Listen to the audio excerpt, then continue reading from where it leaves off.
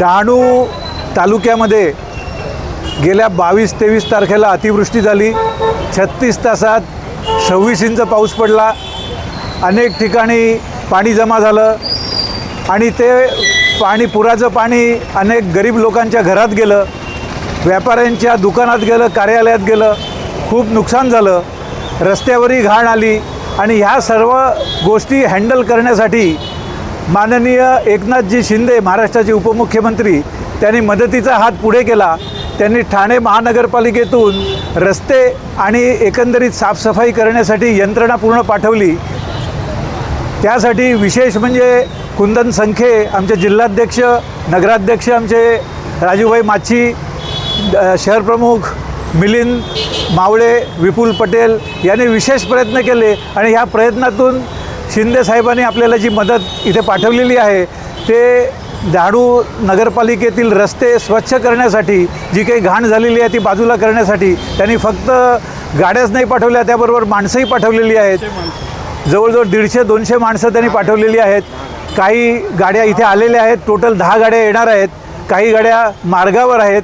त्यांना पाणी भरून रस्त्या साफ करण्याचं काम ते करणार आहेत। मग त्याला 1 दिवस लागून दे, 2 दिवस लागून दे। तर सर्व विभागातील लोकांना माझी विनंती आहे की त्याने आपापल्या विभागातील रस्ते व्यवस्थित त्यांच्याकडून करून घ्यावेत। आणि हे नगरपालिकेच्या माध्यमातून होत आहे, पण शिंदे साहेबांचा हा जो मदतीचा हात आहे हा विसरून चालणार नाही। त्यांनी मोठ्या दिलदारपणे स्वतःहून ही मदत जी केलेली आहे त्याबद्दल डहाणू नगरपालिकेच्या सर्व नागरिकांतर्फे, नगराध्यक्षांतर्फे त्यांचे धन्यवाद। तसेच ज्या ठिकाणी पाणी शिरलेलं आहे त्या ठिकाणी पंचनामा करायला सुरुवात झालेली आहे।